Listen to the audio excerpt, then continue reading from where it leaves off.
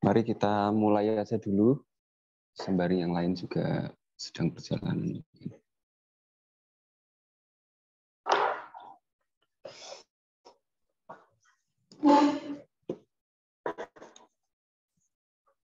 Bismillahirrahmanirrahim. Assalamualaikum warahmatullahi wabarakatuh. Waalaikumsalam warahmatullahi wabarakatuh. Alhamdulillahi wa kafa, wassalatu wassalamu ala nabiyinal mustafa wa ala alihi wa man tabi'ahu bi ihsanin min ahli sidqi wal wafa. Allahumma shalli ala Muhammad wa ala alihi wa sahbihi ajmain. Allahumma alimna ma yanfa'una wa anfa'na bima 'allamtana wa zidna ilman nafi'a ya rabbal alamin. Teman-teman sekalian, semester 3 tafsir ayat ekonomi, lagi kita ketemu dalam keadaan daring. Karena ruang kemarin saya cek di atas masih belum ada listriknya. Sebenarnya atap itu sudah mulai mungkin mendekati 90% ya, 90% lah. Tapi listrik belum dipasang. Rupanya memang vendornya berbeda. Jadi yang menangani atap sendiri, yang menangani listrik perusahaan sendiri yang lain gitu. Jadi harus shift dua komponen yang menangani itu sehingga waktunya mungkin agak memanjang sedikit gitu. Saya tanya kenapa kok tidak satu perusahaan aja gitu ya, karena memang fokus perusahaannya bergeraknya di bidang yang berbeda supaya nanti lebih fokus gitu. Nah, teman-teman, supaya dari situ kita mengambil pelajaran penting juga bahwa seseorang itu kepalanya itu fakultatif. Jadi cara dia berpikir itu tidak universal. Walaupun teman-teman masuknya di universitas, tetapi cara berpikirnya mesti fakultatif. Separuh. Ada yang mahir di bidang ekonomi, ada yang mahir di bidang tafsir, ada yang mahir di bidang geografi, matematika, kedokteran. Tetapi yang pintar di bidang kedokteran misalkan belum tentu akan piawai atau mahir di bidang teknik misalkan. Maka setiap orang pikirannya mesti fakultatif. Kayak tadi vendor atap bangunan itu sama listrik kan beda-beda. Jadi yang listrik punya kekhususan sendiri, yang atap bangunan punya kekhususan sendiri. Maka Allah menciptakan setiap manusia itu punya passionnya masing-masing. Ada mahasiswa yang modelnya kupu-kupu, kuliah pulang. Ada modelnya kura-kura, kuliah rapat. Ada modelnya apalagi itu. Macam-macam lah pokoknya banyak itu. Jadi setiap mahasiswa punya passionnya masing-masing. Yang jelas yang seharusnya tidak kita lakukan adalah menjelekkan orang dengan passionnya yang dipeluk oleh orang itu. Misalkan ada teman-teman yang geraknya di HMP, ada yang geraknya di MPG, ada yang ikut organisasinya di basket, ada yang ikut di taekwondo, ada yang ikut di BEM misalkan. Nggak usah yang di sini menjelekkan yang di sana menjelekkan yang di sini, gitu ya. Jadi saling melengkapi satu sama lain, biasa aja, nggak apa-apa. Beda-beda dikit nggak apa-apa. Yang penting kalau di dalam forum ya beda, oke kita pakai argumen, tapi di luar forum kita tetap teman, kita tetap manusia yang harus melengkapi satu sama lain. Jangan masalah di ruang rapat kemudian membawa sentimen sampai ke luar ruang rapat, ini kan kurang bagus juga gitu. Gitu ya teman-teman. Jadi mudah-mudahan kita lebih bisa mengambil pelajaran dari tukang atap bangunan DeFi tadi. Gitu. Hari ini kita santai aja. Saya berusaha meringkas slide saya ini tidak banyak. Saya coba sampaikan mungkin sekitar 7 atau 6 slide. Mudah-mudahan cukup waktunya. Saya coba akan ngobrol dengan teman-teman masalah framework Al-Quran. Jadi bagaimana Al-Quran itu menjadi landasan pikir kita. Gitu. Cara kita berpikir dalam segala hal, khususnya di bidang ekonomi. Gitu ya. Framework itu berarti bingkai kerja, bingkai berpikir Al-Quran. Tadinya ada judulnya framework Al-Quran dan ekonomi gitu, tapi karena ini bisa ditarik ke yang luas, maka yang ekonominya saya skip dulu. Nanti coba kita akan rumuskan ke pemikiran ekonominya bagaimana, kemudian pemikiran secara umumnya seperti apa. Saya mau cek dulu nih yang hadir udah berapa. Oh, 98. Saya sediakan Zoom ini 300 kok, tenang aja. Jadi kalau ada yang lebih dari 100 masih bisa masuk. ibu-ibu PKK yang kompleks juga masih bisa masuk. Cuma 300 insya Allah bisa. Baik, latar belakangnya gini sebenarnya. Nyambungnya ke kemarin tuh, ke pertemuan 1 atau pertemuan 2, pertemuan 1. Jadi ada orang yang berusaha untuk, tidak berusaha, memang dia berkeyakinan bahwa agama itu tidak bisa masuk di ranah-ranah sains, di ranah-ranah ekonomi, di ranah-ranah ilmu pengetahuan yang lain. Karena kalau agama masuk, ilmu pengetahuan sudah tidak objektif lagi. Gitu. Lo kan mikirnya gini, kalau Wahyu bilang A, maka kita harus ikut A. Padahal secara hitung-hitungan saintifik misalkan, kita menemukan faktanya B, bukan A. Maka kita harus ikut Wahyu, tidak ikut hitungan saintifik. Dari situlah kemudian ada orang-orang yang alergi dengan agama, dengan tidak memasukkan agama di ranah-ranah saintifik. Ranah saintifik itu bukan cuma hitung-hitungan sains ya, tetapi bidang keilmuan yang lain, termasuk juga ekonomi, pemerintahan, ekonomi, pendidikan, gitu. Kemudian juga ranah-ranah yang lain, ranah-ranah yang lain. Termasuk juga mungkin ada yang kritik nanti setelah kita belajar banyak itu kan tentang sekulerisme. Bagaimana kemudian pendidikan agama itu dipisahkan dari agama? Buktinya ada FAI. Kenapa ada FAI? Kenapa ada FKIP? Kenapa FKIP itu tidak disajikan FAI saja? Di PAI itu kan pendidikan agama Islam. Nah, kenapa kok harus dibuka FKIP yang basisnya pendidikan umum, tidak pendidikan agama Islam? Berarti ini sekulerisme. Waduh, parah itu berarti. Berarti sekulerisme Pak ini harus diberantas nih. Tidak begitu ya cara pandangnya, tidak begitu. Maksud saya adalah dalam ranah yang serius benar-benar dia alergi sekali kalau pendidikan itu didekatkan dengan agama. Kalau di UMS buka FKIP itu kan justru memperluas ranah agama itu. Kalau di PAI ya fokusnya di pendidikan untuk mata pelajaran apa agama Islam. Kalau di FKIP itu pendidikan bahasa Indonesia, ada matematika, ada BGSD, ada pendidikan akuntansi dan lain-lain. Di sana kan banyak itu pendidikannya. Artinya agama tetap dibawa ke ranah pendidikan kalau frameworknya UMS ya. Tetap dibawa ke ranah pendidikan bahkan di segala macam bidang pendidikan dari akuntansi, matematika tadi, kemudian pendidikan SD, pendidikan PAUD, pendidikan bahasa Indonesia dan lain-lain. Gitu. Jadi adanya FKIP itu bukan berarti memisahkan agama dari pendidikan, tidak. Justru membawa agama lebih luas lagi. Yang dimaksud di sini adalah dia sangat alergi ketika agama itu masuk di ranah pendidikan. Pokoknya agama nggak boleh masuk di pendidikan, agama nggak boleh masuk di ekonomi. Gitu. Belajar akuntansi pendidikan ya sudah, akuntansi pendidikan nggak boleh bawa-bawa ayat, nggak boleh bawa-bawa agama. Gitu. Bagi mereka ranah etis itu sudah cukup. Jadi kita pakai etika itu sudah cukup. Orang tidak misalkan membunuh orang lain tanpa wahyu pun etika sudah mengajarkan seperti itu bahwa membunuh orang itu tidak beretika. Jadi ya sudah pakai etika aja gitu. Pakai etika aja. Misalkan beberapa dulu di Indonesia ada PKI ya, di Indonesia ada PKI, waktu PKI. Partai Kopi Indonesia katanya. Pecinta kopi Indonesia. Dulu ada PKI itu di Indonesia, tragedi kita yang pernah kita lalui dulu di zaman-zaman awal kemerdekaan. Ada beberapa pengurus PKI yang ditulis di buku catatan sejarah itu selingkuh rupanya.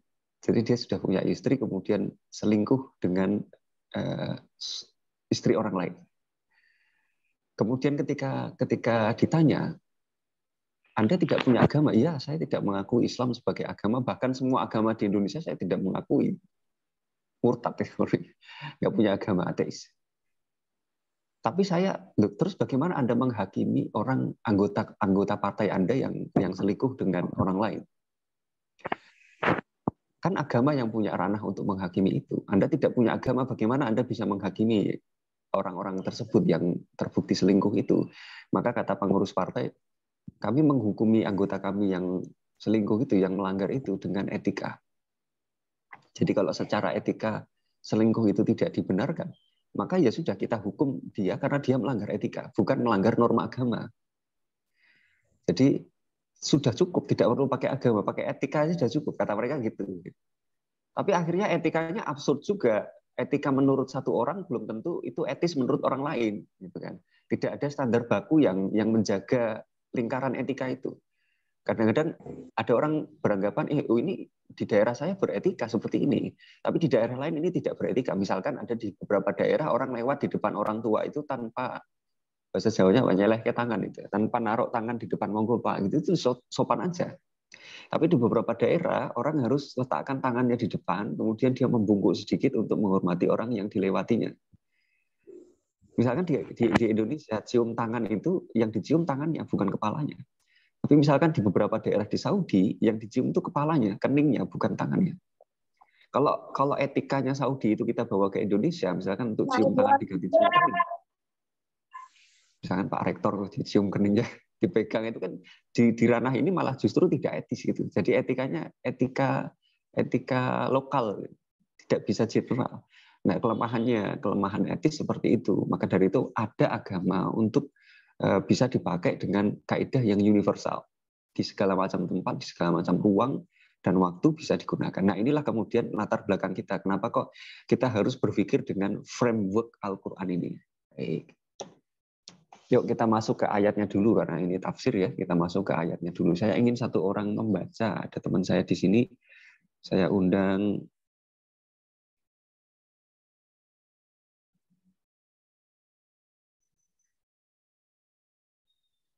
Raihanah. Ada Raihanah Fakhirah Putri. Raihanah. Ada, Pak.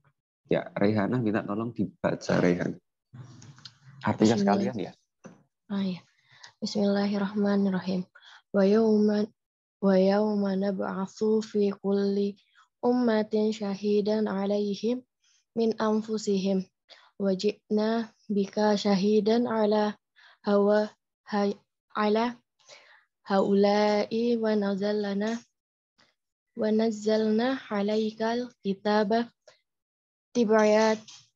tibyanan likulli syai'in wa hudaw wa rahmatan wa busyra lil muslimin.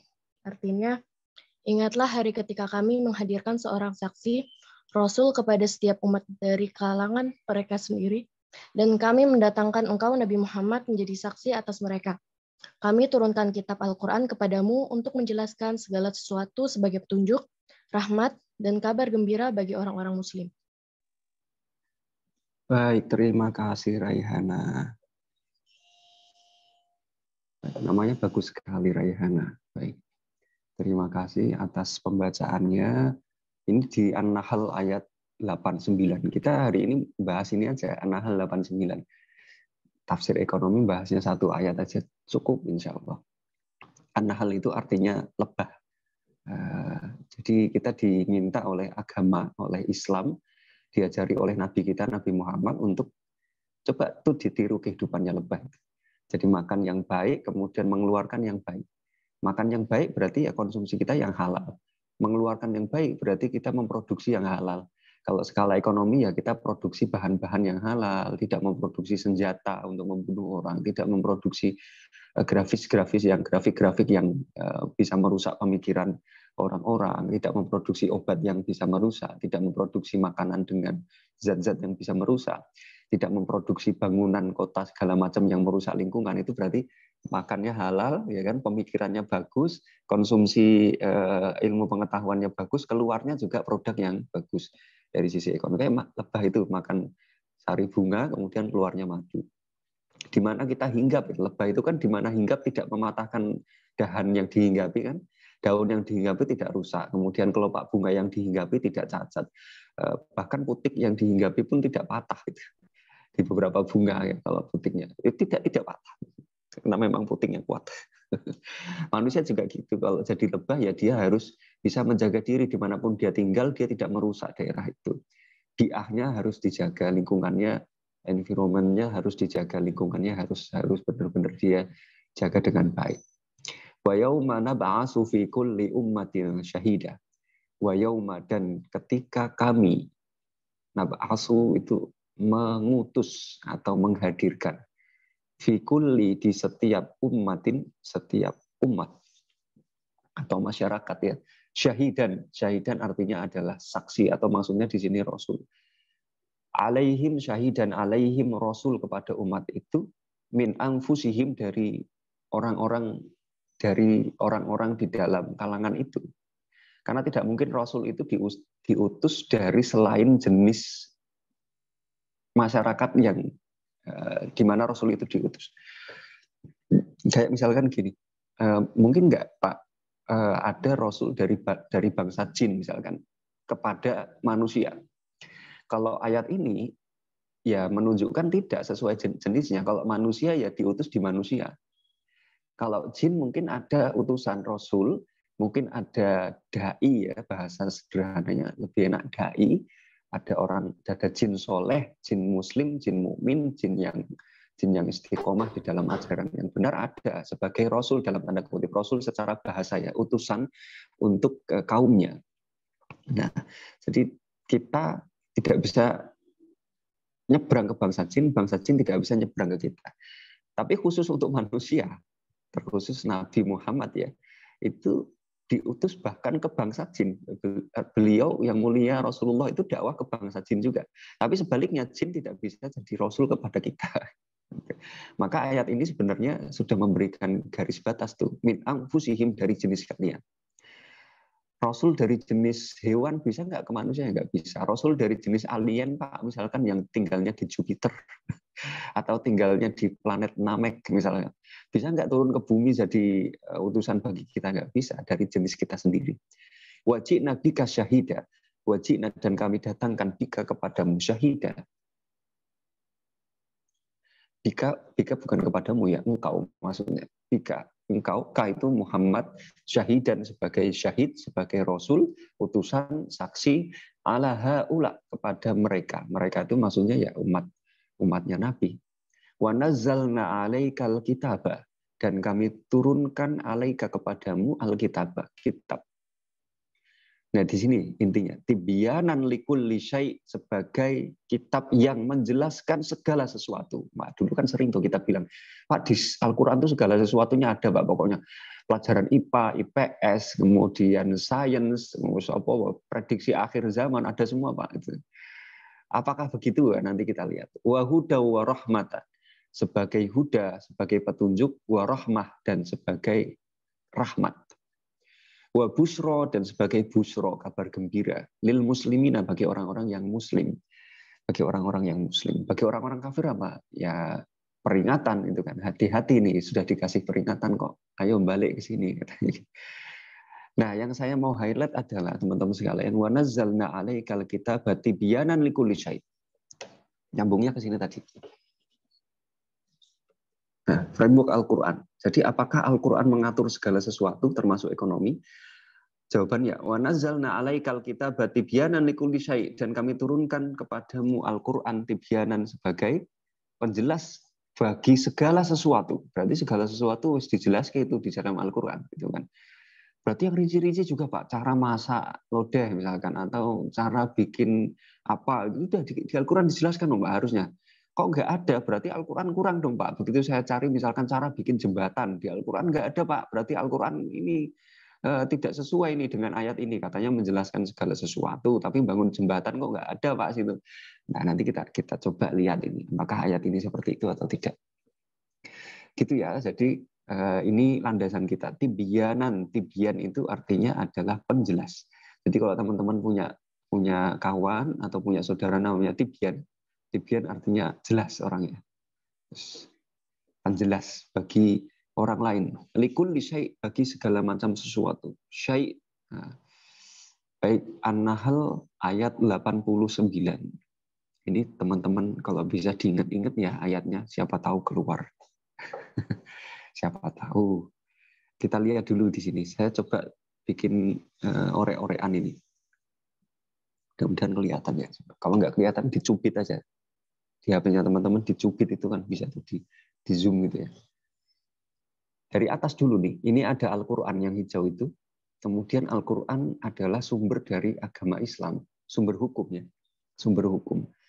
Islam itu terbagi menjadi 3. Di dalam hadis Jibril, yang dulu semester 1 kita pernah singgung, hadis Jibril, ada ranah Islam itu di ranah akidah, ada ranah ibadah, ada ranah muamalah. Akidah itu dijelaskan di hadis Jibril misalkan tentang iman. Di Jibril datang ke Nabi kemudian tanya, mal iman, apa itu iman? Kemudian Rasul mengatakan, al iman antu minabillahi wa malaikatihi, dan seterusnya sampai belakang. Hadis Jibril jelas sekali tentang iman. Jadi akidah itu ranahnya iman. Keyakinan, batin. Yang tidak bisa dilepas. Sekali lagi saya garis bawahi, tidak bisa dilepas di dalam ruang apapun. Kalau seseorang sudah berkeyakinan tertentu, dia nggak bisa tuh dilepas. Kayak kemarin tuh awal-awal ya, masuk kamar mandi kepalanya dicopot aja Pak. Gitu. Itu nggak bisa dilepas. Akidah tidak bisa kayak baju, kayak kain, kayak syal yang dilepas semena-mena. Ibadah.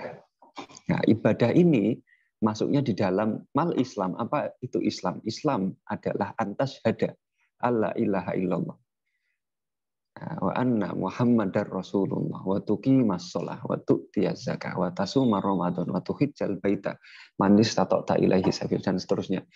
Penjelasannya di hadis Jibril, nanti dilihat lagi. Jadi ibadah itu ranahnya adalah Islam. Kemudian muamalah yang terakhir. Nah, ini muamalah ini bukan ihsan ya. Bukan ihsan. Bisa saja ihsan masuk ke muamalah, tetapi muamalah adalah bentuk rinci dari ibadah. Maksud saya ibadah di sini adalah ibadah yang tidak bisa digoyang lagi. Jadi misalkan sholat 5 kali dalam 1 hari, ya sudah nggak bisa digoyang lagi itu. Kalau mau tambah ya sholat sunnah. Kalau dikurangi nggak boleh sholat wajibnya. Tapi muamalah itu bisa digoyang. Gitu. Maksudnya bisa digoyang itu bisa menerima perubahan dalam hal-hal tertentu. Nah, di dalam muamalah. Kita lihat dulu akidah. Jadi kriteria, ciri-ciri akidah itu kalau di dalam Al-Quran, model penyampaiannya itu kalau kita baca ayat-ayatnya ya, akidah itu model penyampaiannya rinci. Jadi Al-Quran mesti kalau ngomongin akidah rinci itu. Tegas. Kalau iya ya, kalau enggak gitu Al-Quran. Kalau ngomongin akidah. Sehingga dari rinci dan tegas itu akan muncul nomor 3, minim penafsiran. Jadi orang nggak akan berspekulasi macam-macam tentang hal itu. Kalau dibilang seperti itu ya sudah imani aja kayak gitu. Tegas. Kalau nggak boleh ya Al-Quran bilang nggak boleh. Wala tusyrik billah, jangan sekutukan Allah. Lah, jelas jangan, nggak boleh itu. Wa'budullah, sembahlah Allah, jelas sembah Allah. Itu kan perintah di situ. Rinci dan tegas. Nggak ada celah untuk orang itu berspekulasi lebih jauh di situ. Kalau model penyampaian Al-Quran ya di dalam bidang akidah. Nah, ini cirinya akidah. Kalau ibadah, nah ini. Kalau ibadah itu kan dibagi 2, ibadah mahdhah dan ghairu mahdhah. Ibadah mahdhah ya ibadah yang sudah baku kayak sholat, zakat, puasa, haji. Kalau haji itu di Arafah ya sudah kita berangkatnya ke Arafah, ke Mekah gitu kan. Kalau haji itu bilangnya Dzulhijjah ya Dzulhijjah, nggak boleh diganti Syawal, nggak boleh diganti Muharram, nggak boleh diganti pakai metaverse hajinya, nggak boleh pakai VR, virtual apa tuh, yang kacamata dipakai itu.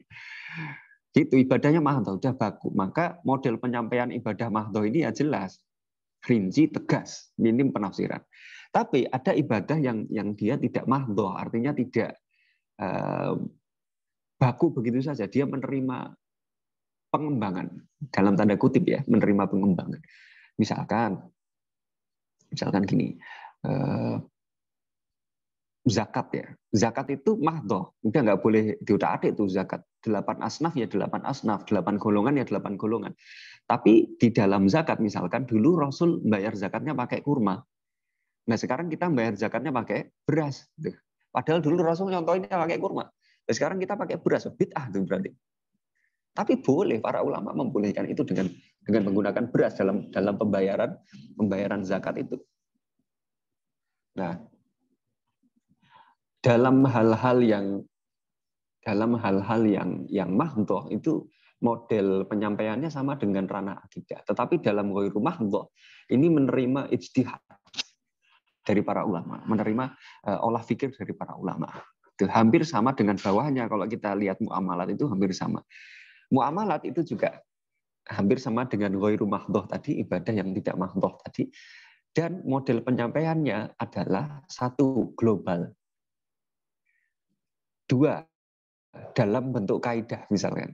Biasanya gitu kalau di Al-Quran maupun hadis, tinjauan muamalah itu tidak seperti akidah, cara penyampaiannya global, lebih umum. Bahkan ayat-ayat ekonomi di dalam Al-Quran, beberapa penelitian saya baca, nanti kalau teman-teman baca penelitian lain mungkin berbeda. Ada yang mengatakan cuma 10 ayat ekonomi di dalam Al-Quran. Waduh, maka pelajaran tafsir ayat ekonomi ini kuliahnya cuma 10 pertemuan, karena ayat ekonomi itu cuma 10 gitu kan. Ada yang bilang 24, ada yang bilang 14. Dari sekian ribu ayat, cuma segitu ayat ekonomi. Ayat muamalat lebih banyak lagi ya. Tapi kalau ayat yang menjurus ekonomi itu cuma sekitar itu 10, 14 atau 24. Menurut yang penelitian terbatas yang saya akses. Tapi kalau teman-teman baca lagi lain mungkin nanti akan ketemu yang lain. Artinya kan sedikit itu kan. Muamalat itu cuma berapa ratus yang ayat-ayat muamalat itu. Maka ada kitab namanya tafsir ayat muamalat itu ada itu. Saya punya tuh mana saya taruh? Tafsir Ayatul Ahkam. Misalkan kita ambilkan.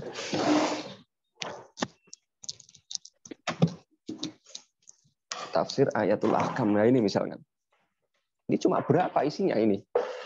Sebentar, cek. Sedikit sekali. Ini ada dua jilid buku tafsir ini. Samaniyah, Rafi'ah, Tasya, Hasyirah, Sadis Asyar. 30 kali 2, cuma 60. Ayat hukumnya cuma ada 60 ini di kitab ini. Jadi para ulama ketika membuat tafsir itu, mereka juga membatasi. Jadi tidak semua Al-Quran itu dijadikan dasar hukum muamalat. Maka muamalat di dalam Al-Quran itu justru terbatas. Nah pertanyaan, saya bisa jawab, kenapa ayat-ayat muamalat itu terbatas di dalam Al-Quran? Padahal kasus-kasus muamalat itu kita ribet.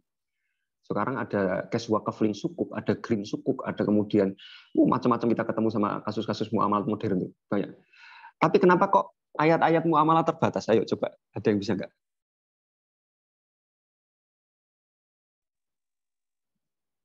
Kenapa ayat muamalat terbatas? Padahal kasus muamalat ribet banyak sekali.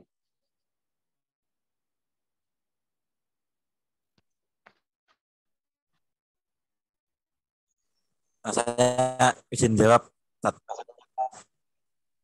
Ya, oke. Nah, perkiraan saya mungkin karena di Mekah sama di Madinah lebih lama di Madinah. Lebih lama di Mekah. Lebih lama di Mekah berarti akidahnya lebih banyak gitu daripada tafsir muamalat ya? Gitu. Menurut saya gitu, menurut saya. Baik kita oke, bisa masuk akal juga karena atau gimana coba? Kan di ini ya Hikari, di Mekah itu kan Rasulullah 10 tahun ya kan? Ya, 10 tahun. Di Madinah berapa? 13 tahun. Iya, 13 tahun di Harusnya lebih banyak yang di Madinah dong ayat yang turun kalau gitu kaitan dengan muamalat. Oh iya. Sementara itu saya. Aduh. Lupa Tat. Oke deh, bisa nggak masalah. Mungkin periodisasi ya. Periodisasi. Tapi kalau gini ya malah harusnya kan di Madinah itu lebih lama. Kalau di Madinah lebih lama berarti ayat-ayat tentang muamalat harusnya lebih banyak. Tapi justru enggak loh, yang lebih banyak ayat-ayat tentang akidah loh, daripada ayat muamalat. Gimana ini? Ustaz Afan. Ada yang bisa bantu Hikari? Ustaz Afan, bukannya di Makkah yang 13 tahun ya? Madinahnya 10 tahun. Bukannya di Makkah itu lebih lama ya, 13 tahun? Iya. Iya, lebih lama. Berarti kan seharusnya kan ayatnya lebih banyak di di Mekah berapa tahun teman-teman? 13, Ustaz. Oh, 13 ya benar. 13. Betul-betul kebalik ini. Wah, sebelum sarapan gitu kan. Ya benar Hikari tadi ya benar. Tapi Oke deh, nggak masalah deh, kita keep ya, kita keep. Oke. Berarti kalau di Madinah lebih sedikit waktunya, berarti ayatnya. Tapi yang mengusik pemikiran saya nggak itu saja sebenarnya. Coba teman-teman pahami deh gini. Kenapa kok Boleh, Ustaz boleh izin ayat-ayat memberikan pendapat? gimana, Munada? Kalau menurut saya kan tadi di Makkah itu kan lebih lama, selama 13 tahun kurang lebihnya. Ya, Di situ umat Islam pasti lebih ditekankan di masalah akidahnya. tidak. Karena di situ Ya, kan karena Islam itu posisinya baru di negeri Arab, jadinya Allah melalui malaikat Jibril, mm-mm. wahyu itu diturunkan untuk menguatkan akidah terlebih dahulu. Ya, Dan karena akidah itu sesuai dengan penjelasan di skema tersebut, kalau akidah itu dijelaskan secara terperinci, mm-mm. kita kembali ke masa sekarang itu akidah itu tidak boleh dirubah-rubah. Sedangkan muamalah Betul. itu eh, banyak hal-hal yang di zaman Nabi belum ada, zaman sekarang ada. Ya, Seperti kayak sistem transfer zaman Nabi kan belum ada. Jadinya mm. para ulama itu dari ayat-ayat yang sudah ada itu ditafsirkan sesuai dengan perkembangan yang ada di zaman sekarang. Jadi karena kembali tadi ke muamalah adalah penyampaian bentuk global, berarti itu bisa ditafsirkan ke berbagai hal. Kalau akidah karena sudah terperinci tegas, itu tidak boleh ditafsirkan sembarangan, maka itulah kenapa ayat-ayat tentang akidah lebih banyak daripada ayat-ayat tentang muamalah. Mungkin itu. Baik. Saya sudah menangkap jawabannya. Terima kasih, Saidah. Munada. Oke, tadi Munada melengkapi Hikari. Mohon maaf Hikari. Pagi-pagi udah keliru kita nih. Aman, Pak. Betul memang yang disampaikan Munada dan juga Hikari tadi. Jadi di akidah itu lebih banyak karena satu mungkin periodisasi waktunya lebih lama. Kedua karena akidah itu butuh ketegasan dan kayaknya manusia nggak begitu tegas untuk masalah ini. Jadi Allah kasih porsi yang lebih banyak untuk ketegasan ini. Oke, saya nangkap dan itu masuk akal juga yang disampaikan tadi Munada dan juga Hikari. Mungkin gini maksudnya ya, kenapa kok ayat-ayat muamalat itu tidak banyak, padahal transaksi kita kan semakin berkembang setiap saat gitu, semakin berkembang. Bahkan ada tuh orang-orang yang bilang nikah aja sekarang nggak usah pakai datang untuk pakai metaverse aja boleh gitu kan. Terus kita kemarin ketemu blockchain, kita kemarin ketemu banyak hal yang kita urus tentang muamalat itu. Tapi kok ayatnya sedikit ya, gitu. Rupanya ketika kita geledah, kita menemukan ayat sedikit itu dimaksudkan supaya muamalat itu bisa berkembang. Karena memang model penyampaiannya kan global, kemudian dalam bentuk kaidah nih. Supaya bisa berkembang, kalau misalkan dibuat stuck, misalkan mati, yang boleh kalian jual, misalkan di dalam Al-Quran, yang boleh dijual hanyalah 1, daging ayam, 2, daging kambing, 3, daging sapi. Kalau Al-Quran bilang kayak gitu, rinci kayak akidah, ini muamalat nggak berkembang nih. Jadi memang settingan Al-Quran tentang muamalat itu, terutama hal-hal yang ekonomi, itu dalam bentuk 1 global, 2 kaidah. Misalkan kalian jangan zolim ke orang lain, itu kan kaidah loh. Kaidah yang sifatnya global. Tidak zolim itu kalau dibawa ke muamalat dia bisa masuk jangan riba, ya kan? Jangan jual beli inah, jangan berspekulasi, jangan horor, itu kan zolim semua tuh. Jangan berlaku zolim. Jadi jual beli zolim itu tidak diperbolehkan apa saja bentuk kezolimannya. Dan lain-lain. Jadi intinya adalah itu. Nanti akidah fungsinya adalah kontrol, sistem kontrol dari pengembangan muamalat ini. Muamalat itu kan disampaikan global dalam bentuk kaidah, fungsinya buat apa? Panah ke bawah ini, pengembangan. Nah, pengembangannya supaya tidak liar, dikontrol dengan akidah, maka akidah tidak berhenti sampai sini. Jadi pesan Al-Quran yang banyak yang tadi disampaikan Munada dan Hikari, itu tidak stop sampai di situ, tidak final sampai di situ. Dia fungsinya terus berkembang untuk mengontrol, mengendalikan laju perkembangan muamalat supaya menjamin bahwa muamalat itu dalam ranah, misalkan gini, kita punya tetangga orang yang kerja di lembaga ribawi, bahkan pokoknya bank retail, suka rentenir duit pokoknya. Dia kerja di situ. Kemudian, Pak, Anda harus berhenti karena itu rentenir duit itu nggak diperbolehkan di dalam situ, zalim Pak ke orang. Kemudian dia akan mengatakan, kalau saya berhenti saya makan apa? Saya kerja apa? Di pelacuran misalkan, prostitusi. Mbak berhenti, jangan prostitusi lagi. Terus mbak-mbaknya bilang, loh kalau saya berhenti anak saya makan apa? Jadi kan ada akidah yang masuk di situ. Kalau dia akidahnya benar, maka dia akan tahu bahwa yang memberi rezeki itu bukan orang yang mampir ke prostitusi, atau yang memberi rezeki itu bukan orang yang minjem duit di rentenir bank itu, atau rentenir lembaga keuangan. Ya, aduh, keceplosan. Rentenir apa namanya, lembaga keuangan kecil-kecil di kampung-kampung itu kan ya. Bukan itu. Tapi kan Allah, dan itu kan kaitannya dengan akidah. Maka nilai akidah itu sebagai kontrol sistem bagi pengembangan muamalah. Nah, itu fungsinya kenapa kok muamalat itu disampaikan dalam bentuk global dan dalam bentuk kaidah. Jadi kita geser dulu sebagai contoh nih. Ini ada ayat nih, Muzammil hasballah, bukan Muzammil hasballah, Muzammil 20. Wa akharuna yadribuna fil ardi yabtaghuna min fadlillah. Dan sebagian orang yadribuna fil ard, berjalan di muka bumi. Yadrib itu artinya aslinya memukul, tapi di sini diartikan berjalan. Doraba yadribu artinya memukul, bisa dimaknai secara umum berjalan juga. Memukulkan kaki di bumi itu kan artinya memukul. Fil ardi, di muka bumi, yabtaguna, mereka mencari, berharap apa? Min fadlillah, dari karunia Allah. Kalau kita melihat ini masuk loh di dalam ayat ekonomi. Ya kan? Yadribu, sebagian orang berjalan di muka bumi untuk mencari karunia Allah. Kan ayatnya global sekali. Berjalan di muka bumi untuk mencari karunia Allah. Gimana tuh maksudnya kan? Dia berjalan aja atau nyari karunianya di bawah pohon apa di mana? Kalau tafsiran sempitnya gitu, tapi kalau tafsiran luasnya dia bisa dibawa oleh para ulama di ranah-ranah ekonomi. Ya dribuna itu berarti dia bekerja. Atau kalau di dalam muamalah ada namanya mudharabah. Ada transaksi bagi hasil ya, mudharabah, ada pemilik modal, kemudian ada pekerja. Ya, pemilik modal itu misalkan pemilik sawah, punya sawah, kemudian ada pekerja yang nanti dipanggil oleh pemilik modal itu, Pak, jenengan kerja di sawah saya, nanti hasilnya kita bagi deh 50-50 gitu hasil panennya.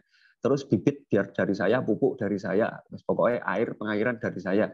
Jenengan kerja saja, nanti hasil panen kita bagi dua, kan gitu. Ya dribuna mudharabah, kan masuk ke mudharabah juga.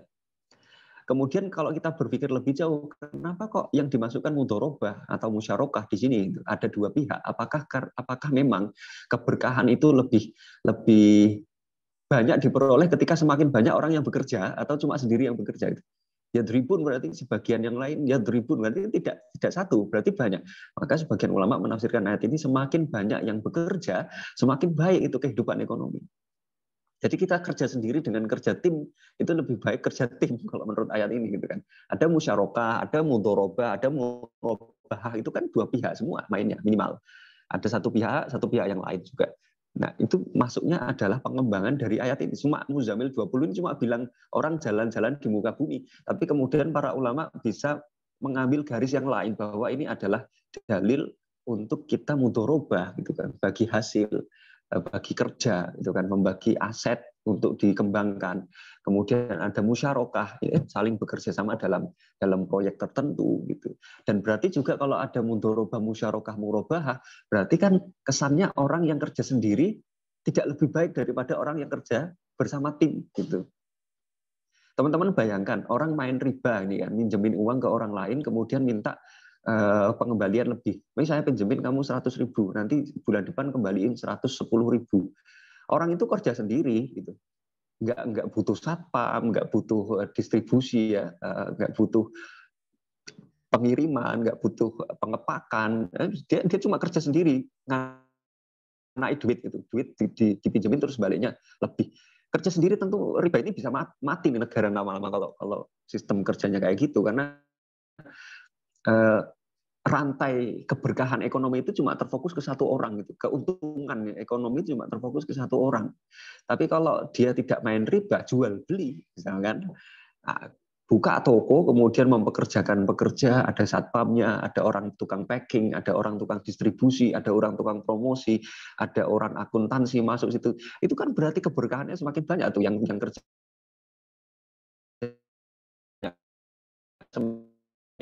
Gitu. Jadi satu ayat ini di Muzammil 20 saja ini bisa ditarik ke dalam sektor ekonomi yang luas. Gitu. Maka dari itu para ulama kemudian memberikan pengertian bahwa kenapa kok ayat-ayat muamalah atau Al-Quran itu bentuknya global dan dalam bentuk kaidah saja, tidak rinci. Rupanya itu memang disengaja oleh syariat ini supaya muamalah itu bisa berkembang dengan arah yang baik, dengan patron yang baik. Coba misalkan yang kedua, ini Al-Baqarah ya. Huwallazi khalaqa fil ardi jami'a. Dialah Allah yang menciptakan segala sesuatu yang ada di muka bumi itu untukmu. Jami'an, semuanya loh untuk kita. Kalau ini ditarik ke ranah ekonomi berarti yang diharapkan saja selain halal. Coba bayangkan Allah nyebut yang halal. Kan di Al-Quran cuma Allah sebut yang haram. Nggak boleh makan babi, nggak boleh makan darah, nggak boleh makan apalagi itu misalkan bangkai, nggak boleh makan. Cuma itu yang disebut Allah. Di dalam hadis dilengkapi, nggak boleh makan yang berkuku panjang, ya, berkuku belah, bertaring, anjing, serigala, burung elang misalkan yang punya paruh bisa merobek daging, itu tidak boleh dimakan. Rasul sebutkan itu rinci yang tidak boleh gitu, tapi yang boleh tidak disebutkan. Maka itu kullu syai' ibahah illa man harama, Allah larang. Ini memakan kita makan itu tidak Allah larang secara eksplisit dalam Al-Quran ataupun tidak masuk dalam kaidah pengharaman yang Rasulullah jelaskan. Gitu. Pak, saya jual beli online boleh? Hukum di dalam Al-Quran pelarangan jual beli kan nggak ada tuh. Berarti jual beli secara umum boleh, online boleh, kemudian jual beli boleh, harta boleh, nggak masalah. Asal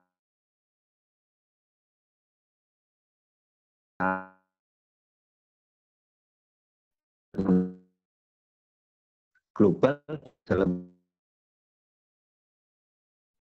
Oke, saya contohkan. Sampai slide berapa ini tadi? Takut enggak cukup. Udah, saya punya 7. Saya punya 8. Udah sampai 5. Cukup insya Allah. Innahu la yuflihuz zalimun. Ini ada ayat di Al-Quran, sesungguhnya orang-orang zalim itu tidak mendapatkan keuntungan. Riba. Saya contohkan yang paling gampang aja, riba. Kenapa kok boleh tidak mendapatkan riba itu gini, jadi zalim itu kan tidak cuma mukul orang, kemudian kita kasih pinjaman dalam bentuk bantuan sosial.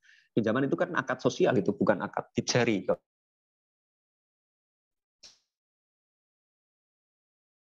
Akad-akad sosial, akad yang tidak mengharapkan keuntungan, bukan akad yang sifatnya komersil yang boleh mengambil keuntungan. Kalau akad nikah itu beda lagi. Kalau akad misalkan jual boleh ngambil untung situ, jual beli tanah boleh ngambil untung, jual beli buku boleh ngambil untung boleh. Tapi ada akad-akad yang kita tidak boleh ngambil untung di sana dan tidak disediakan ruang untuk mengambil untung. Misalkan akad hibah, kita ngasih orang laptop, Pak ini laptop ambil aja, saya kasih buat Bapak. Ngasih itu berarti kita nggak berharap dia bayar ke kita. Gitu. Terus misalkan wakaf, ke sosial, ini saya wakafkan rumah saya nih, hasil toko ini dimasukkan ke lembaga pendidikan Islam. Jadi dia nggak mengharapkan untung dari wakaf itu. Kemudian wasiat, saya wasiatkan ini tolong dikelola, itu nggak mengharapkan untung. Termasuk juga utang. Utang itu bukan akad komersil, utang itu adalah akad sosial yang kita tidak boleh mengambil untung di situ. Hukum asalnya gitu ya. Jadi kalau kita nguntangi orang jangan mengharap untung. Untung dalam bentuk apapun, material maupun dalam bentuk jasa misalkan. Saya utangi ya, tapi nanti anaknya tolong nikahin sama saya. Saya utangi ya, tapi nanti tolong saya dipermudah ketika masuk di lembaga Bapak. Nah, itu kan berarti utang yang mengharapkan keuntungan lain. Nah, itu tidak diperbolehkan karena orang utang itu butuh duit, itu butuh bantuan, harusnya kita bantu. Kemudian ada orang bilang gini, Pak, riba atau bunga yang ada yang kita ketemu di lembaga-lembaga keuangan itu bunga, itu wajar kita ngambil bunga. Lawang kalau kita minjemin orang nih ya, misalkan teman-teman minjemin duit 100.000, inflasi di Indonesia itu setahunnya berapa persen tuh? Misalkan inflasinya 4%. Dicatat ya, misalkan inflasinya 4%, dipahami pelan-pelan. Kalau inflasinya 4%, berarti bisa nggak ini diorek-orek ya? Bisa ini harusnya. Ya, misalkan Indonesia itu setiap tahun inflasinya misal aja nih 4%. Kemudian kita minjemin uang ke orang 100.000. Ini tahun sekarang, tahun 2022. Maka berapa uang kita di tahun 2023? Berapa? Kalau inflasinya 4%. Berarti 100.000 ini dikurangi 4% berapa? 96.000. Nilai uang kita di tahun 2023 kalau inflasinya 4%, berarti 100.000 yang kita pinjamkan, begitu balik tahun depan ke kita, ini nilainya ini cuma 96.000. Itu inflasi. Nah, terus dari logika ini nggak adil dong, Pak. Ada orang bilang nggak adil dong, Pak. Kalau misalkan kita kemudian di tahun depan uang kita cuma 96.000 kena inflasi, maka boleh dong. Misalkan saya bilang ke orang yang saya pinjemi, Anda saya pinjemi 100.000, tapi tolong di tahun depan Anda kembalikan uang saya jadi 104.000. Ditambahi 4.000, boleh nggak? Boleh nggak, teman-teman? Enggak. Kenapa nggak boleh? Kan tadi kembali kalau utang itu akad sosial. Iya, akad sosial. Tapi kan ini ada kejadian inflasi nih. Ada kejadian inflasi. Ayo. Kejadian inflasi ini mesti kena tuh. Uang kita dimanapun berada kena. 100.000 kalau kita pinjemin ke orang. Indonesia kena inflasi 4%. Misalkan BI keluarkan inflasi Indonesia tahun ini 4%. Berarti tahun depan uang kita tinggal 96. Berarti rugi dong kita. Ayo teman-teman jawabnya gimana tuh isu ini? Gimana jawabnya? Ini dalil yang sering dipakai orang untuk menghalalkan bunga. Menghalalkan riba. Boleh dong Pak saya pasang 104.000 karena nanti mesti saya kena inflasi, uang saya masuk saya rugi 4.000 gimana? Maka saya pasang sekarang 104.000 supaya tahun depan saya nggak rugi. Secara tidak turun kena inflasi. Gimana?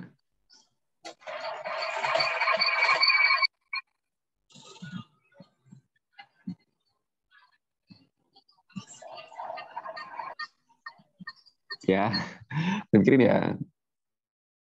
Ini sebenarnya gampang aja ini dijawab gampang aja ini. Kalau misalkan gini,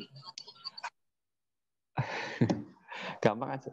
Orang minjemin uang 100.000 ke orang lain tahun 2022, kena inflasi 4%, jadi 96.000 di tahun depan.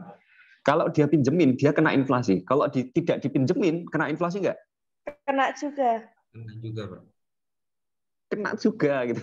Dipinjemin nggak dipinjemin kena inflasi. Lalu kenapa ketika dia pinjemin dia minta orang yang minjem itu nambahin? Kan zolim itu. Nggak dipinjemin aja dia juga kena inflasi kok duitnya. Duitnya ditaruh di lemari, di celengan ayam ditaruh di lemari, kemudian dibuka tahun depan nilainya juga turun kok. Kenapa kemudian ketika dipinjemin baru diminta timbal baliknya? baru diminta orang yang minjemin itu nambahi. Kan nggak adil. Zolim itu namanya. Oh, masalah ya pokoknya. Nggak adil tuh ya. Nah sekarang kalau ada inflasi gini nih. Oke, kalau ada inflasi, apakah mau kalau ada deflasi? Ini ada inflasi ini namanya inflasi. Inflasi. Ya. Sekarang kasus baru ada deflasi namanya.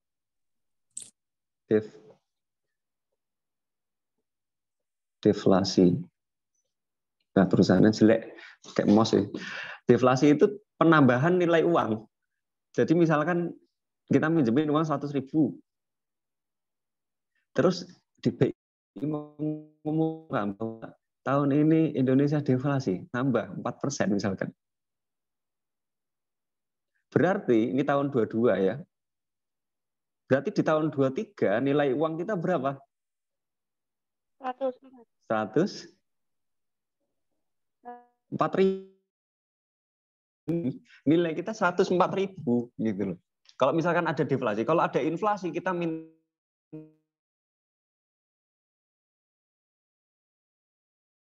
nggak mau kita, kalau deflasi kita nggak mau bagi uang lebihnya 4, inflasi kita minta kekurangan uang ke orang yang kita pinjemi. Nah, itu namanya.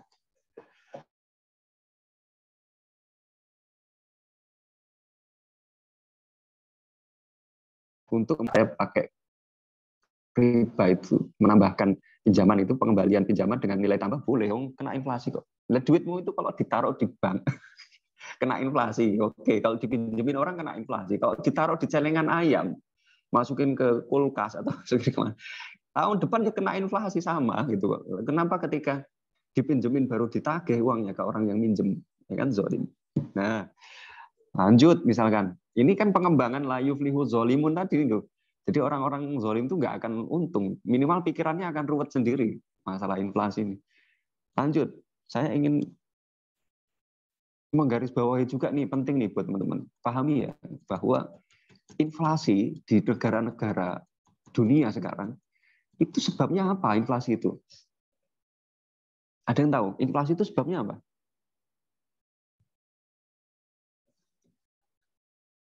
Kenapa kok nilainya bisa tinggi? Nilai uang itu, daya belinya lemah, itu kenapa? Harga barang tinggi, kemudian nilainya merosot. Nilai belinya merosot karena harga barang tinggi. Kenapa tuh? Kelangkaan suatu barang, Pak. Langka suatu barang. Oke, langka suatu barang. Langka suatu barang sebabnya apa? Kemana barang-barang kok bisa hilang tuh? Ditimbun apa kemana? Banyak yang memakai, Pak. Banyak yang memakai. Mana tuh barang-barang? Yo lihat nih, saya buat orek-orekan ini, alur ini. Coba diikuti ya. Kalau teman-teman nggak ngikutin nanti luput dikit aja udah nggak kena. Nih, saya ilustrasikan di sini ada lembaga keuangan. Apapun ya namanya, baik itu apapun, pokoknya dia lembaga keuangan yang minjemi duit. Ini dia minjemi uang, misalkan 100 juta ke produsen, pengusaha. Berbunga, tapi kasih bunga ya, gitu. Katanya lembaga keuangan, tak pinjemi 100 juta buat modal usaha, tapi kembaliinnya 150 juta ya, misalkan 125 juta. Produsen, oke, nggak masalah Pak, nanti untung, kalau saya dapat untung, saya balikin plus bunganya. Ya kan kalau orang minjem ke lembaga keuangan gitu. Jadi dia pinjam sekian, tapi ada bunganya kan, plus bunga Pak kembaliinnya. Gitu. Biar lembaga keuangan juga untung. Oke, produsen ambil nih 100 juta. Pahami ya alurnya pelan-pelan nih. Nah, produsen, anggaplah ini produsen misalkan alat elektronik ya, HP lah misalkan, produsen HP. Bayangkan, misalkan, satu HP yang diproduksi oleh produsen dengan tidak minjem ke lembaga keuangan, produsen misalkan hanya menghabiskan biaya misalkan 1 juta. Pakai juta aja. 1 juta. Untuk satu HP. Dengan mode pembuatan tanpa pinjaman. Jadi Pak Subhi misalkan produsen HP, Pak Subhi bikin HP dengan modal sendiri, itu habis 1 juta modalnya buat bikin HP. Tapi Pak Subhi ingin berkembang nih, ingin berkembang usahanya, maka Pak Subhi pinjam ke bank 100 juta. Nah, karena bank memasok bunga harus mengembalikan 150 juta misalkan untuk bunganya 50 juta. Maka 50 juta ini Pak Subhi masukkan ke dalam biaya produksi HP. Yang tadinya harga 1 juta, maka biaya produksinya naik untuk nanti Pak Subhi akan mengembalikan bunga ke bank. Jadi 50 juta yang tambahan ini Pak Subhi masukkan ke dalam biaya produksi. Berarti ini tak tambahkan di sini misalkan 200.000. 200.000. Maka total biaya produksi HP Pak Subhi adalah 1.200.000. 1.200.000. Padahal kalau Pak Subhi nggak dibebani bunga, Pak Subhi cuma produksi 1 juta cukup. Kemudian dilempar ke pasaran, paling harganya ya ngambil untung 1.500.000 misalkan. Kan 1.500.000 di pasaran. Ini dilempar ke pasaran karena dia sudah kena 200 untuk nanti nambahi biaya pengembalian bunga itu, maka bisa jadi 2 juta misalnya. Jadi 2.000 harganya. Nah, siklus ini paham ya. Jadi produsen itu menambahkan biaya bunga yang dibebankan kepadanya ketika dia minjem uang ke lembaga keuangan ke dalam biaya produksi. Bunga itu ditaruh di sini di dalam biaya produksi. Maka dampaknya apa? Harga barang tinggi karena biaya produksinya itu plus biaya angen-angennya produsen itu biar bisa saya ngembaliin besok ke perbankan itu ke yang saya pinjam itu biar bisa saya nggak mau dong saya ngembaliin minjem 1 juta kok ngembaliin 150, maka 50.000 saya akan bebankan ke konsumen untuk biaya produksi. Maka harga barang tinggi. Kalau harga barang tinggi dampak ke konsumen apa? Wah, lemes konsumen nggak mau beli. Gitu kan? Berarti efeknya apa? Barangnya banyak,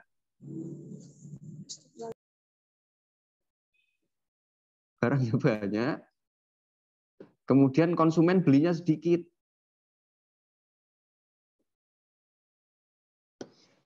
Daya belinya turun, gitu. Karena harganya naik. Kenalah inflasi. Konsumen mikirnya gini loh, zaman dulu harga HP 1.500.000, sekarang HP 2.000 dengan spek yang sama. Udahlah, nggak usah beli HP lah. Produsen rugi akhirnya kan, daya beli turun. Kalaupun konsumen mau beli, ya harganya mahal. Artinya nilai uang yang dulu 1.500, 1.500.000 sekarang sudah jadi 2.000. Nilai uangnya jadi nggak stabil tuh. Nilai uangnya sudah nilai barangnya naik, nilai uangnya turun. Nilai barangnya naik, nilai uangnya turun. Inflasi kena. Maka inflasi itu sebabnya awalnya dari apa? Dari siklus ini, inflasi itu sebab awalnya dari apa? Lembaga keuangan, Pak. Dari ini loh, dari bunga ini loh. Kalau misalkan lembaga keuangan itu tidak minjemin dengan bunga, misalkan bagi hasil, ya kan, Pak ini tak pinjemin 100 juta, tapi nanti bagi hasil ya untungnya berapa, yuk kita bagi 2 gitu. Untungnya berapa, yuk dapatnya untung bagi 2 gitu. Kalau begitu, produsen yes oke-oke aja, dia jalan tanpa menaikkan nilai barang. Tapi kalau ini lembaga keuangan pasok bunga di sini, maka produsen akan memasukkan biaya bunga ini ke biaya produksi. Maka barang itu naik harganya. Maka inflasi itu sebabnya ini. Nah sekarang ada orang beranggapan gini, alasannya gini, Pak, saya uangnya dipinjemin ke orang harus baliknya lebih karena inflasi. Loh, inflasi itu jadi sebab, kenapa dijadiin alasan? Nilai uang Anda itu merosot karena ada inflasi, itu karena bunga. Nah, sekarang nilai uang sudah merosot, kenapa dijadikan yang penyakit itu sebagai obat? Lalu sebabnya nilai uang Anda merosot itu karena bunga, kok sekarang malah menjadikan bunga sebagai alasan untuk kemudian mengobati sakit nilai uang Anda. Muter-muter cetok itu. Gitu ya. Itu teman-teman paham ya siklus ini ya? Tolong dipahami ini penting. Jadi inflasi itu sebabnya ya itu tadi, ada transaksi bunga tadi. Gitu. Semakin besar suku bunga di perbankan itu, semakin produsen naikin harga dong. Dia nggak mau rugi gitu kan. 1 juta kok masuk suruh ngembaliin 150 juta. 50 juta bebankan deh ke biaya produksi, tinggiin harganya gitu. Inflasi, naik semua naik. SPP juga naik. Ini karena inflasi. Baik, sampai sini ada yang ditanyakan?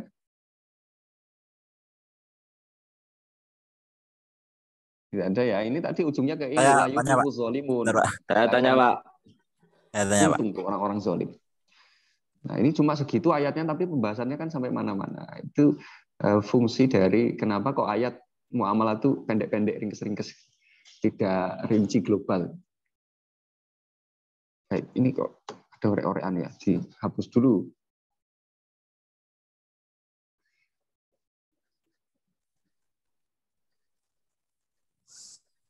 Saya boleh bertanya, Pak?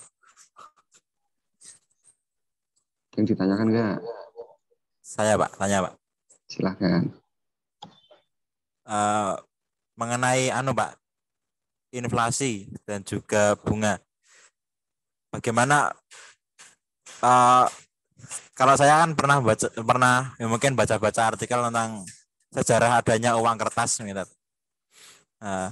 Bagaimana pandangan Islam terkait uang kertas, Tad? Sejarahnya kan mungkin ada ada apa ya? Bahasanya gimana ya tadi? Bahasanya kayak manipulasi bagaimana? Konspirasi gitu lah. Pandangannya Islam tentang uang kertas itu gimana, Tad?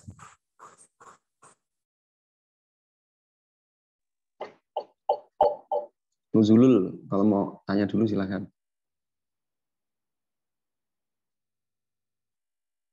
Nuzulul. Ya, Pak. Nuzulul, silahkan.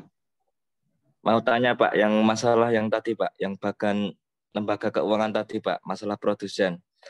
Padahal untuk zaman sekarang itu kalau kita mau bikin usaha ya, Pak ya, kalau kita background-nya itu misalnya sederhana kan, otomatis kalau kita mau bikin usaha nih, misalnya mau jualan sepatu, otomatis kan itu pinjam ke bank kan, Pak? Ya. Nah, untuk itu tuh gimana, Pak? Karena kan kalau kita mau usaha tapi kita nggak punya modal kan otomatis kita larinya ke bank gitu loh, Pak. Apakah itu sudah menjadi keharusan zaman sekarang gitu loh, Pak? Mohon tanggapannya, Pak.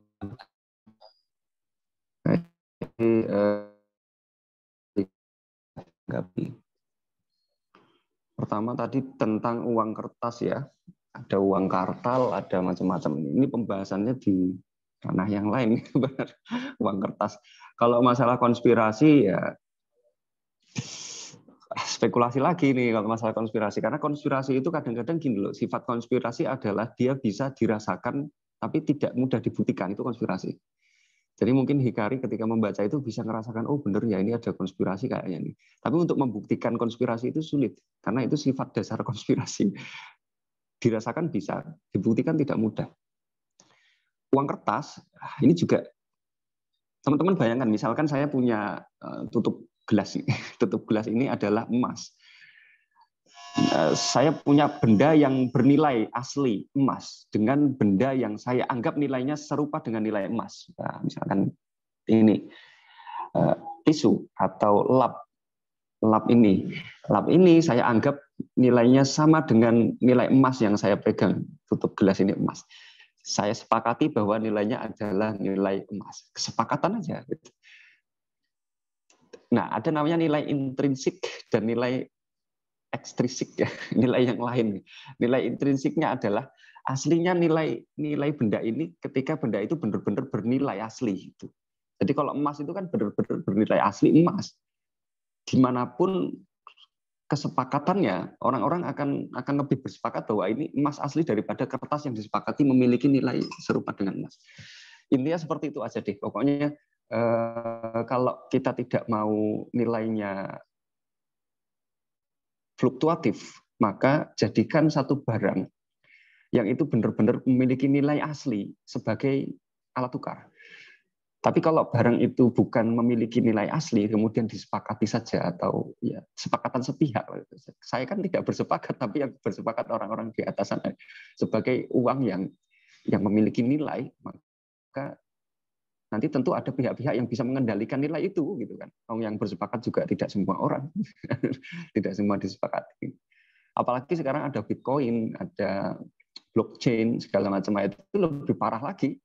Sekarang dulu saya punya teman itu yang miner, dia penambang uang di blockchain. Untungnya luar biasa itu. Sampai MM-an itu penghasilan dia. Tapi begitu blockchain sekarang merosot, dia nggak ada apa-apanya itu. Server yang dia punya di rumah ya cuma jalan aja, tapi nggak bisa menambang apa-apa. Berarti kan demam mata uang kesepakatan sepihak itu tidak berlangsung lama. Beda dengan benda yang aslinya memang secara nilai asli dia memiliki nilai. Gitu. Kan beda orang yang etok-etok pura-pura soleh dengan orang yang soleh asli. Orang yang soleh asli dimanapun tetap soleh. Tapi orang yang pura-pura soleh di satu komunitas dia tidak akan dianggap sebagai orang soleh. Benda yang aslinya punya nilai ya sudah dia akan terus punya nilai. Tapi benda yang memang diklaim sepihak sebagai benda yang punya nilai, maka di satu keadaan dia nilainya tidak akan stabil. Kira-kira seperti itu nanti dilanjutkan sendiri olah pikirnya. Kemudian tentang bank tadi.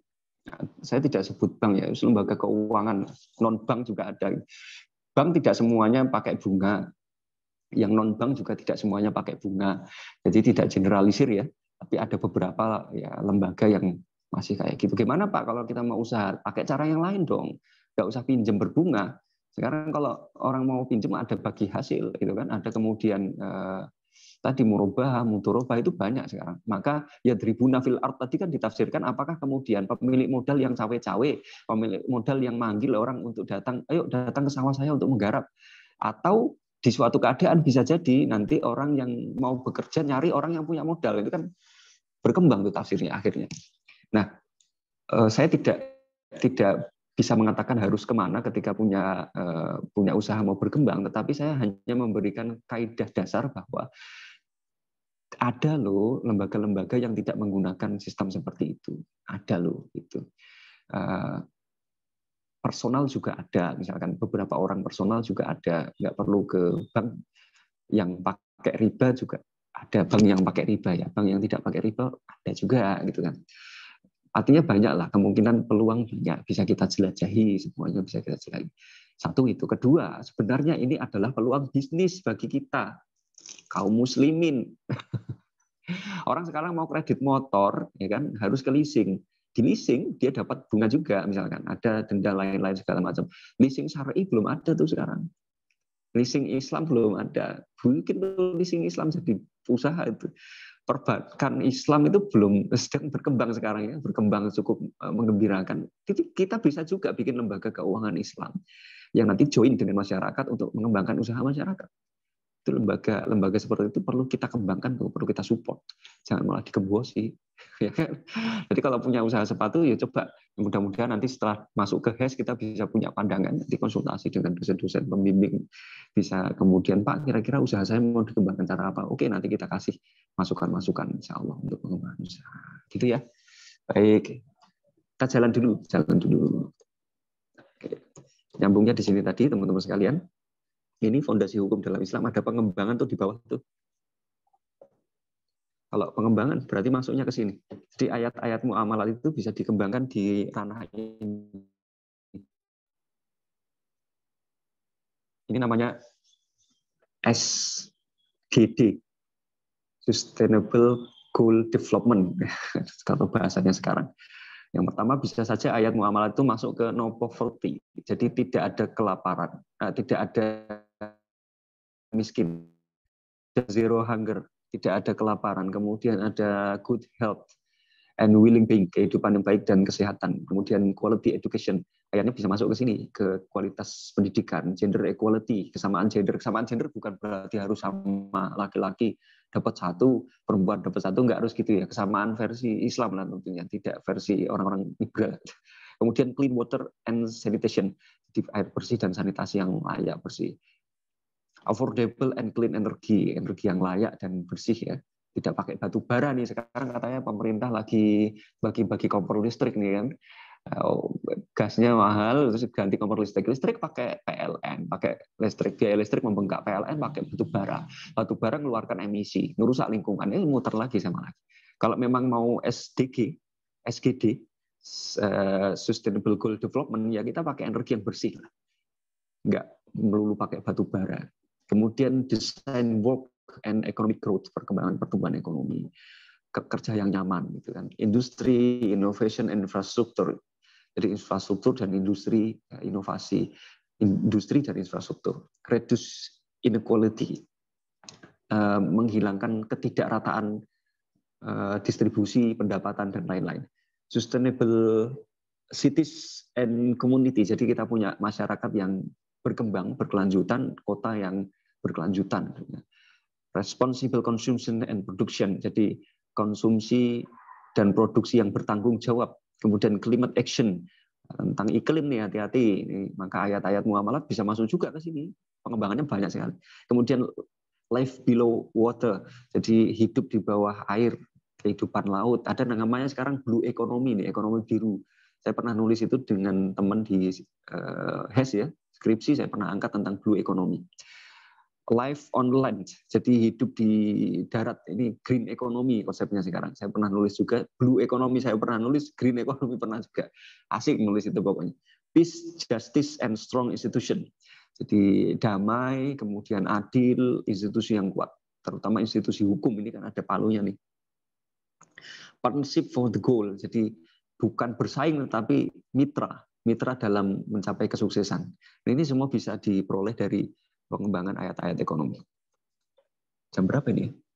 Oh, masih ada. Oke, ini masih 2 slide terakhir. Mudah-mudahan teman-teman bisa bertahan. Sambil ngopi, ngeteh ya boleh. Bebas pokoknya. Baik. Ini teman-teman bayangkan di depan ada pohon. Ada pohon yang mengeluarkan buah. Al-Quran itu kayak pohon. Mengeluarkan buah. Buahnya itu apa? Hukum. Ini.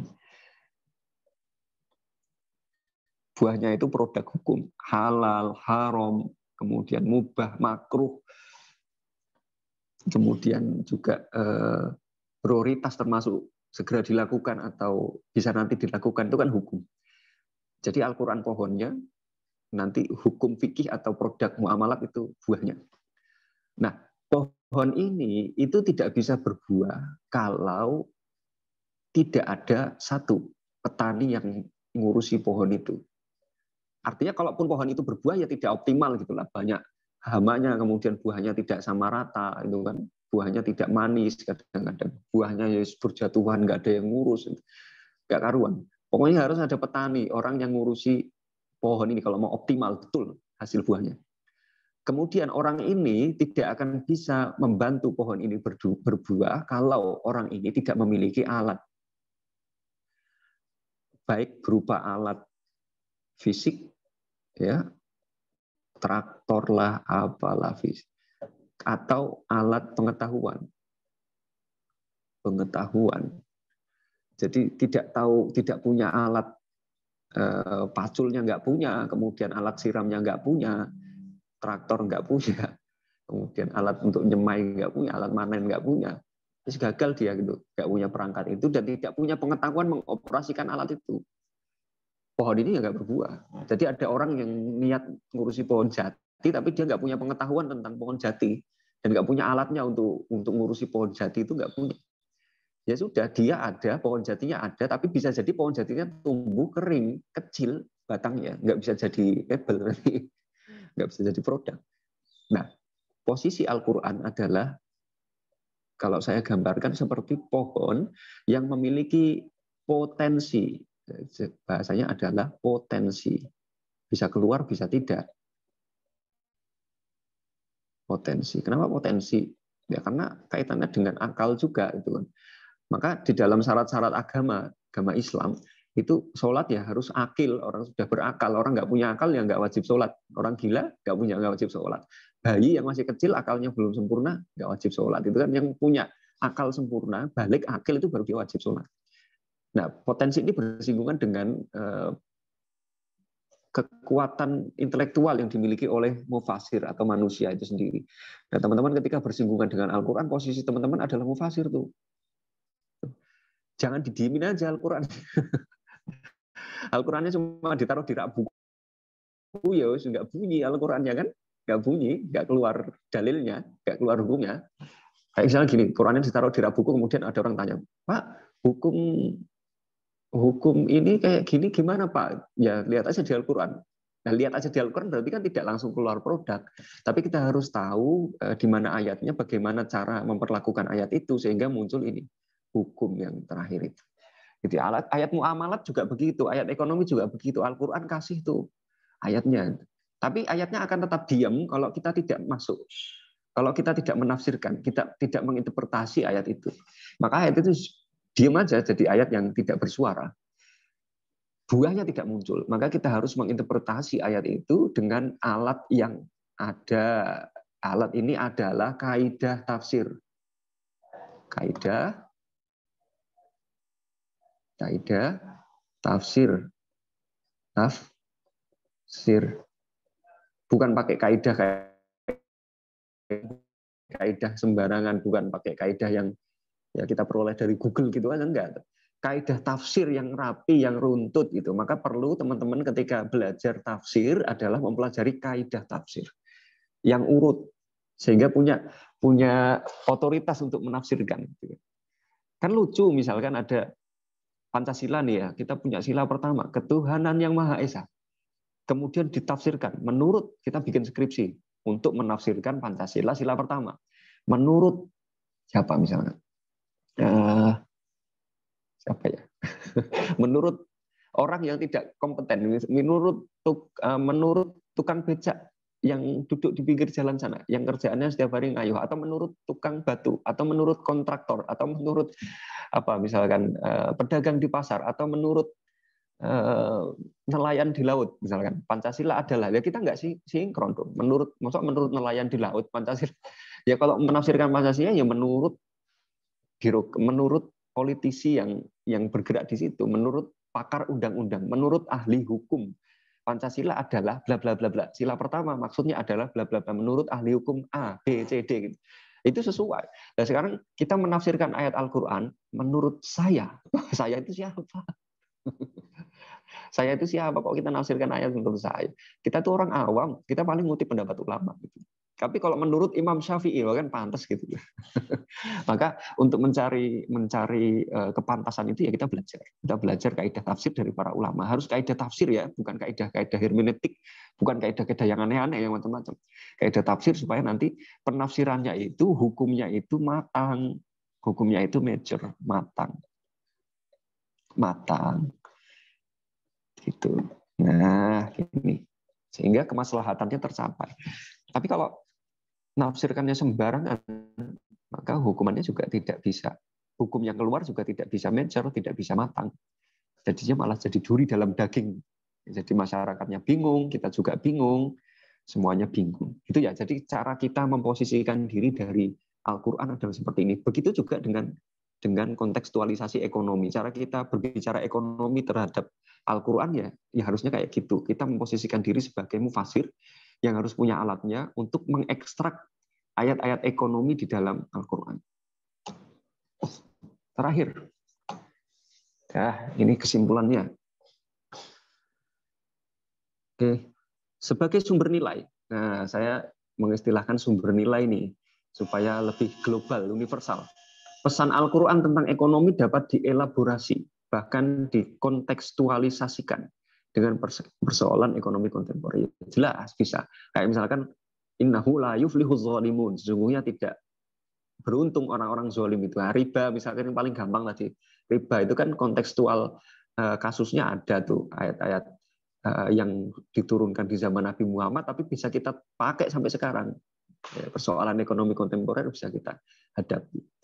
Kendati Al-Qur'an hanya memuat nilai-nilai etis moral secara umum, namun ayat-ayat tersebut cukup untuk menginspirasi para ulama dan untuk memformulasikan apa yang disebut dengan sistem ekonomi Islam yang face to face, langsung apple to apple, berhadapan dengan sistem ekonomi kapitalis dan juga sosialis. Kita masih bertahan loh sampai sekarang sistem ekonomi Islam. Presidennya siapapun, kita orang Islam masih bertahan loh gitu loh. Kita masih kuat, masih kokoh. sederas apapun kapitalisme dan sosialisme, kita masih kokoh loh sistem ekonomi Islam bisa. Padahal kita lihat tuh ayat-ayatnya kan tadi sederhana ya, tidak panjang, tidak rinci mengatur kapitalisme adalah di dalam Al-Qur'an tidak ada gitu. Tapi ayat-ayat yang mengatur nilai-nilai etis moral secara umum bisa dipakai untuk menghadapi gempuran sistem kapitalis dan juga sosialis. Keren Pak Al-Qur'an tuh. Kemudian terakhir, bangunan ekonomi Islam itu dengan segala kelenturan dan fleksibilitasnya tetap harus berpijak pada asas-asas ekonomi Islam itu sendiri. Akidah tadi loh, akidah itu kan kontrolnya tadi, sistem kontrol di atas. Tauhid, nah ini akidah. Asas keadilan, asas kenabian, gitu kan, asas keakhiratan itu perlu kita landasi sistem ekonomi kita dengan asas-asas itu. Asas-asas itu sendiri diderivasikan dari ayat-ayat Al-Qur'an Al-Karim dan juga hadis-hadis Nabi alaihi salatu wassalam. Nah, jadi begitu. Dasarnya adalah Al-Quran dilandasi, dilengkapi, dijelaskan dengan hadis-hadis Nabi. Kemudian juga jangan lupa kita punya dasar tauhid itu yang menjadi kontrol sistem bagi sistem ekonomi kita yang kita jalankan. Baik, teman-teman sekalian saya kira cukup ya sampai di sini saja. Kalau ada pertanyaan terakhir boleh deh, silakan. Saya izin bertanya, Pak. Sepertinya tidak ada. Nah, kalau tidak ada, saya mengingatkan teman-teman untuk presensi di psikologi dan juga mulai menyiapkan.